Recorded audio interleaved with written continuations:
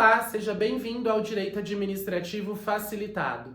Eu sou o professor Marcos e o tema da aula de hoje é Princípios.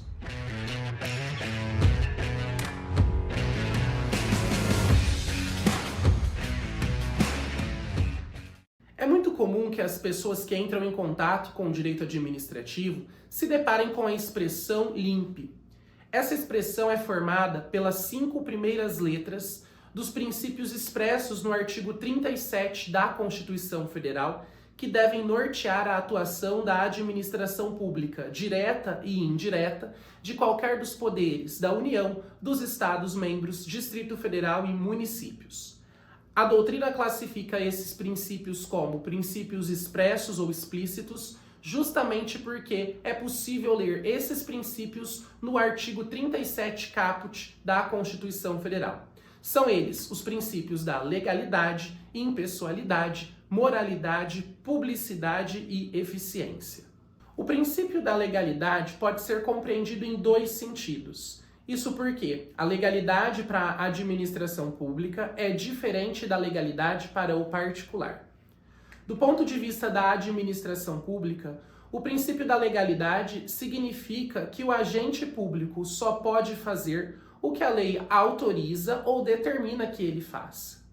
Por outro lado, do ponto de vista do cidadão, o princípio da legalidade tem uma outra leitura. Isso porque ninguém é obrigado a fazer ou deixar de fazer alguma coisa, senão em virtude da lei. Isso significa que o particular pode fazer tudo o que a lei não o proíbe. Quanto ao princípio da impessoalidade, as soluções administrativas devem buscar atender a todos de forma equitativa, nas mesmas condições. Como consequência desse princípio, se exige, por exemplo, da administração pública a realização de concurso público para a admissão de pessoal ou mesmo a realização de licitações para a contratação de serviços ou aquisição de bens. Notem que a administração pública não pode ter uma atuação voltada para beneficiar ou para prejudicar pessoas determinadas. Em outras palavras, o princípio da impessoalidade deixa claro que o administrador público não pode buscar realizar interesses pessoais, mas sim interesses públicos.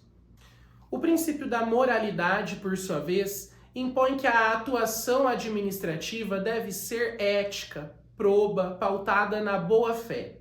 Na verdade, não basta que a administração pública se limite a cumprir formalmente uma lei. Também é importante que, do ponto de vista substancial, a conduta do administrador público seja pautado pela ética e pela honestidade. Nesse contexto, por exemplo, a súmula vinculante de número 13 veda a prática do nepotismo, ou seja, a nomeação de parentes até o 3º grau para a ocupação de cargos públicos viola a Constituição Federal. Em termos constitucionais, inclusive, nós temos a previsão da ação popular como sendo um instrumento possível de ser utilizado pelo cidadão para buscar anular um ato lesivo à moralidade administrativa. Um outro princípio importante é o princípio da publicidade.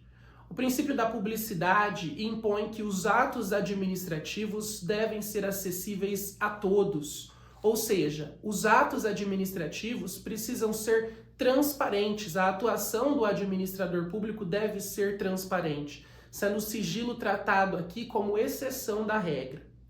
A publicidade é a ação de tornar pública, de divulgar oficialmente os atos administrativos para que eles possam ser de conhecimento de toda a sociedade, inclusive permitindo que a sociedade controle a atuação da administração pública. A publicidade, portanto, é a regra e só cabe o sigilo em situações específicas, como, por exemplo, nos casos que possam colocar em risco a segurança da sociedade e do próprio Estado.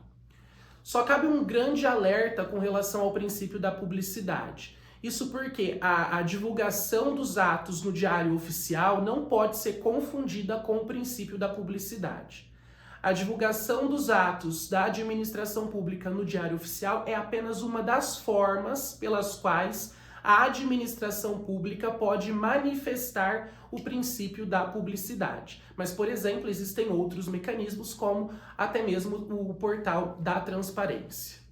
Por fim, com relação ao princípio da publicidade, também é importante considerar que o Supremo Tribunal Federal decidiu que a divulgação dos vencimentos brutos mensais dos servidores é uma medida de transparência administrativa, ressalvados alguns limites, como, por exemplo, a impossibilidade de se divulgar o endereço ou dados pessoais como CPF e RG do servidor.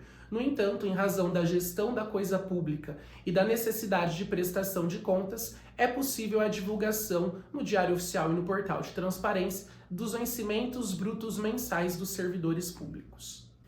Como último princípio expresso no caput do artigo 37 da Constituição Federal, nós temos o princípio da eficiência.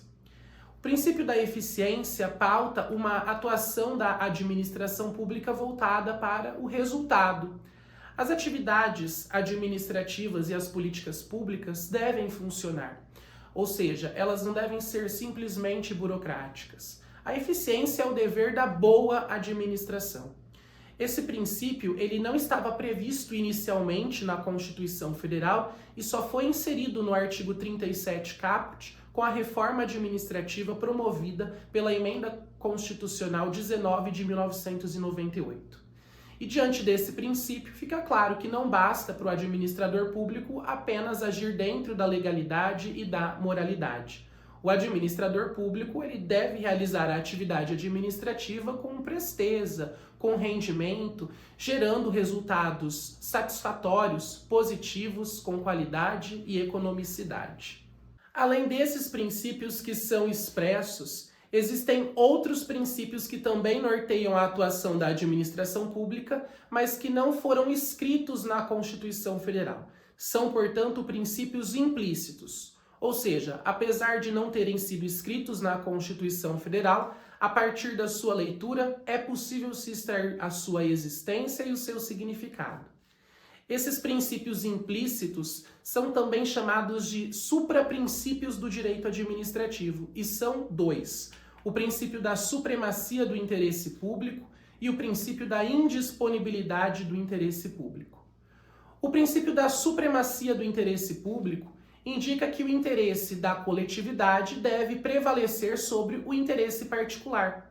Isso justifica, por exemplo, as diversas prerrogativas que são conferidas para a administração pública. Por outro lado, o princípio da indisponibilidade do interesse público limita a atuação dos agentes públicos, que não podem abrir mão, renunciar ao interesse público. Prosseguindo para o encaminhamento do estudo dos princípios, é importante ressaltar ainda que existem os princípios infraconstitucionais, ou seja, existem uma série de outros princípios que norteiam a atuação da administração pública, mas que estão previstos na legislação infraconstitucional. Existe nesse contexto, por exemplo, o princípio da razoabilidade. Esse princípio visa proibir as condutas despropositadas, arbitrárias, ou seja, é um princípio da vedação, da proibição dos excessos.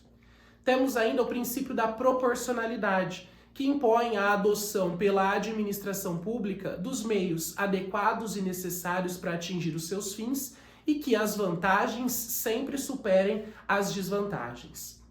Existe ainda o princípio da motivação, que impõe a necessidade da administração pública indicar os fundamentos de fato e de direito que embasam as suas decisões. O princípio da autotutela, que permite o controle da legalidade dos atos administrativos e mesmo da questão da discricionariedade, uma vez que a administração pública pode, por exemplo, revogar atos que não são mais oportunos e convenientes para o interesse público. E temos ainda os princípios da continuidade do serviço público e princípio da segurança jurídica. Eu espero que você tenha gostado dessa aula. Não se esqueça de curtir, comentar e compartilhar. Se inscreva no nosso canal e nós nos vemos na próxima aula. Até lá!